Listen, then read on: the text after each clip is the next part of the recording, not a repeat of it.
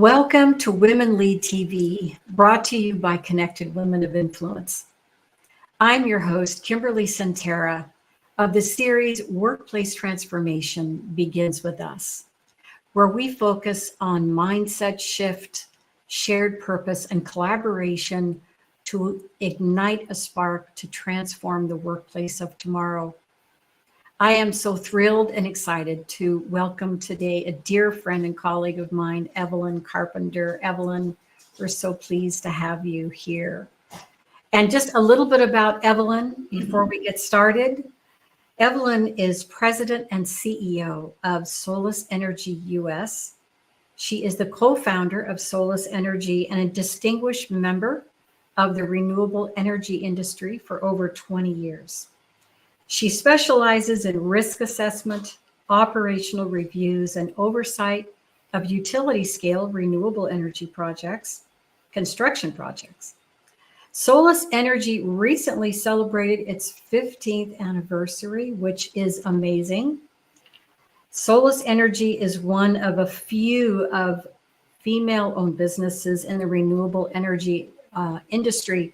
And check this out, after 15 years, fewer than 30% of small businesses survive, and after 20 years, fewer than 20% of small businesses survive. So, Evelyn, congratulations. And so we want to talk about STEM today, right? And we're so excited, and I know it's something that's really close to both of our hearts. And you're obviously an engineer, so tell us a little bit about your journey and what happened to inspire you, if there was something that happened. Tell us a little bit about that journey and how you decided to become an engineer. Sure. Well, thank you first off for having me. This is really exciting. I love the topic of STEM. I'm a huge advocate for bringing women into STEM, and through the years, I've done a lot of outreach and worked with a lot of organizations purposely for the goal of bringing more women into STEM subjects.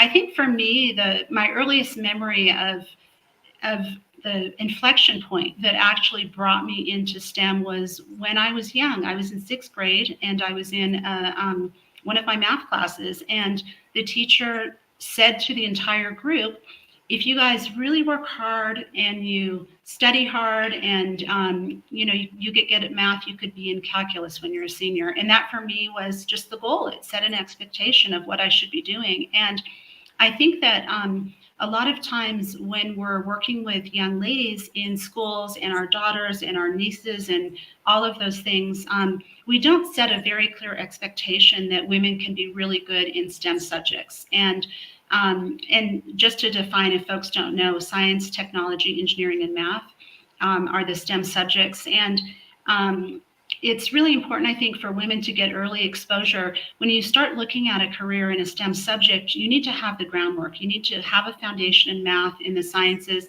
and you really need to have the self-confidence to be able to move on into a professional capacity. And that starts early. It does start in elementary school, because you need to give girls the skills and the tools that they can build confidence, but then have the technical background in order to do it. So through my career, I have 2 children, a daughter and a son, and I started teaching a Lego robotics class an all-girls Lego robotics class when my daughter was in 5th grade, and I had girls. And I taught that for 5 years, and it was wonderful because the girls started to learn to problem solve, and they had to do presentations, and they had to do programming, and they had to do robot building, all things that gave a lot of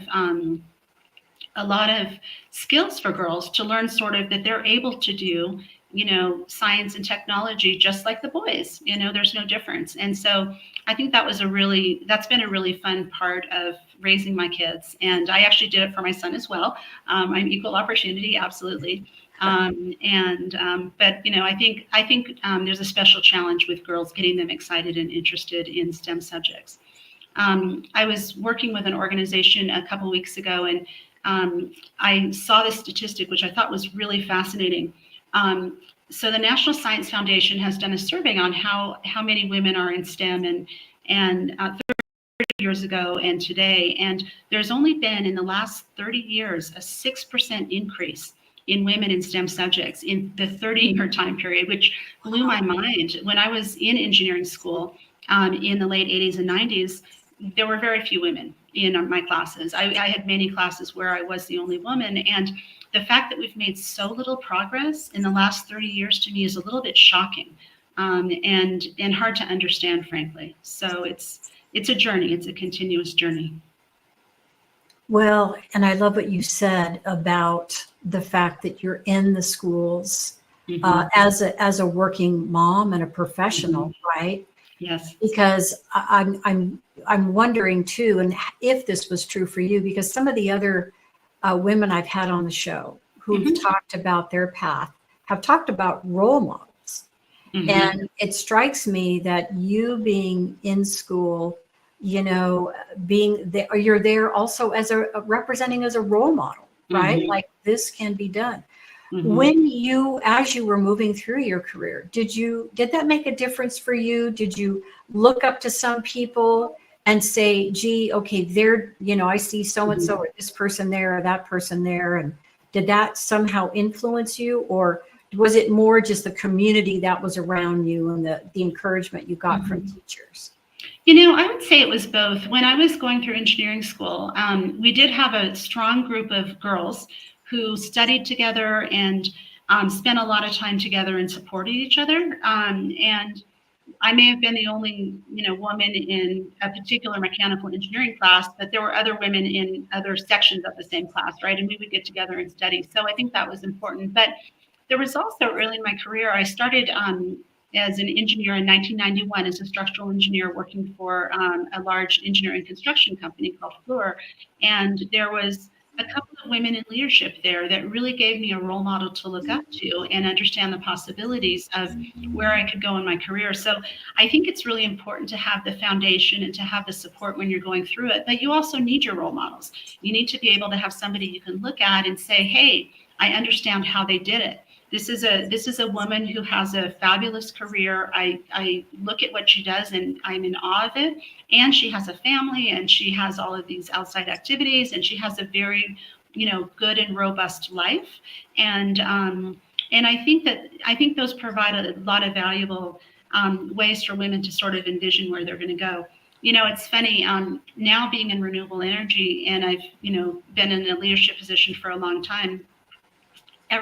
All of my male colleagues that have daughters, nieces, you know, folks that are in engineering school and are looking at where to go in their career, they oftentimes reach out to me and say, hey, can you talk to my daughter, niece, granddaughter, whatever the person is? And I always take those calls because it's really important, I think, for women in engineering school who sometimes are pretty isolated, again, because there's so few of us, to really have somebody to talk to about the experiences that they're going through, talk about leadership, talk about, you know, how do I find a job and what does it look like? And, you know, what is it going to be like on the outside world and really have some conversations. So I do try to do that a lot with, you know, with my friends, you know, female relatives. So. And, you know, tell me a little bit about, because I talk to a lot of women too, and young women especially, and I try to do exactly what you said. I try to offer support and encouragement because, you know, I think it's really needed. Also, around the idea of women, you know, it's wonderful, obviously, to talk about successes. Were there any times, though, where you felt you hit a fork in the road or, you know, there was something that happened that felt like a setback? Did you feel like you had to, you know, really persevere through some difficult things? Because you've obviously, you know, had this long progression of a career over many years. Is there anything you could share that might help some of our women maybe that are thinking about this, that might be a little discouraged right now? Maybe they're trying to find their new job, or they feel like they're competing with maybe all the other young engineers. What would be some suggestions or advice you might have for those young women? Oh, there's so many things. So I think that having a degree is always a valuable thing. And I have 3 degrees, actually. I went and got my undergraduate, then I got a master's in engineering, and got an MBA. And also I'm a licensed professional engineer in California. And so I think that having the credentials, it just makes you feel very comfortable and confident in your skills. So I think that that's important. But it's also really hard. I started the company with another lady 15 years ago. And when we first started the company, there were months with no income, right? There were months where there were no clients and no income. And, you really had to prepare psychologically for going into an entrepreneurship position and how you were going to deal with that. And really having the self-confidence and be able to tell yourself, you know what, times are tough right now. I know how to manage this. I can get through it. When I had my kids, there's a lot of logistics associated with having babies for women, especially, and it's hard. I was traveling and flying all over the place and trying to deal with, getting my kids fed. I was pumping and those sorts of things all over the place in airports and everywhere else you can imagine. And so there's a lot of logistical challenges. And when you have little tiny kids too, they're sick and things happen and they need their mom, right? And so, but through all of that, you just have to have the fundamental belief in yourself that you can do this, that you can figure it out, that if you need support, you reach out. None of us are alone. There's so many women that have gone through being a CEO, gone through work-life balance, gone through all of these issues. And there's a whole support network, and I think sometimes it's really easy to feel like, oh, I'm so alone, but we're not, right? There's family, there's support systems. For me, I had a wonderful husband who was incredibly supportive when our kids were little. And he really, he was an absolute partner in 100% of what I did. And when I founded the company, he was the one with medical insurance, and he was my cheerleader in the background, really letting me know that he would support me and he would help me as needed and, help distribute that, the responsibilities of parenting, because that's incredibly important to parent your children correctly, right? And well. And so he helped me to really have both, right? Have the career that I really wanted, as well as the family and some of those other things. So, yeah. And, I love what you said, and I love about, absolutely having that community, right? Having that's, and a lot of times when I talk to women today, maybe they're shy or they're a little reluctant to reach out to somebody that they don't know. And I'm curious too, the idea of community, and because does really work-life balance exist? And we know too, the statistics are really high for women when they start to have those babies, like you talked about, and they're forced to choose. Yeah. A lot of times they'll exit the workforce, Mm-hmm. and you were able to stay in the workforce and really persevere through some challenges, because I remember being with you running through the airport, First time, Kim. when there were no lactation, right? And we're like, okay, where can we go? And Yes. and we just do it, right? We just do it. And so, what advice would you give to those women that maybe they're struggling right now? They've got the little kids, they want to keep their family, and it's important to them, but they don't want to lose that momentum in their career. Yeah. What kind of advice would you give to those ladies who, need that help and maybe that encouragement? I think that identifying who your advocates are and where to go for help is really important. And, whether it's within your family, whether it's colleagues, whether it's, neighbors, whomever. But I think, really identifying and very deliberately building the support network is really important. And I think the thing that I wish I would have done better, I guess, when I was going through all of this, was that taking care of yourself is really important, and learning how to manage your stress really well, exercise, really leaning on others and not being afraid to ask for help is hard. It's really hard. You're in this role and you want to be the super executive, the super mom, the super whatever it is. And we all go through stuff. We all have drama in our lives. We all have pain. There's always something that happens, right? And that's not abnormal. That's human. That is being a person. And we all go through these challenges in our lives. And I think really understanding that, you're not the only one that's been through this situation. There are people that, would be happy to share their experience with you and help you problem solve. There's people that will help, and I think not being afraid to ask and saying, hey, time out, I need this for me, is really important. And I think a lot of women, especially who are on this really successful and high power track, feel like it's a sign of weakness. I really think it's a sign of strength, right? To be able to reach out and meet people where they're at. And that's a hard thing to learn, because I think it takes enough confidence in yourself to know that that is okay. And there's so many other people going through the same thing. So I think as you become sort of comfortable in your place, it's so much easier to lift up people, to ask for help, to offer help, and when you're in a good place, recognizing somebody who is not in a good place and offering them support too, I think is really important. But it's, it's something that's really scary, right? To ask for help and to admit you need support. I mean, we don't ever want to be that person, and yet we all are. It's so normal. We all go through these things, and we all think we're the only one that's ever been through it. So I guess that's my advice. Yeah, I think that's wonderful and so true. And we do forget to do that. I even catch myself every once in a while, and I need to remind myself. Yep. Speaking of reaching out, because I want to make sure people know how to reach you, what is the best way to reach you if they want to reach out with questions or learn more about you?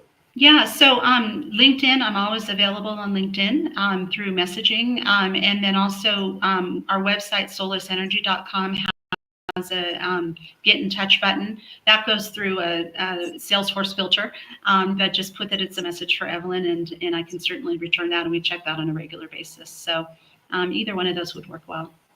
Wonderful, wonderful. Yeah.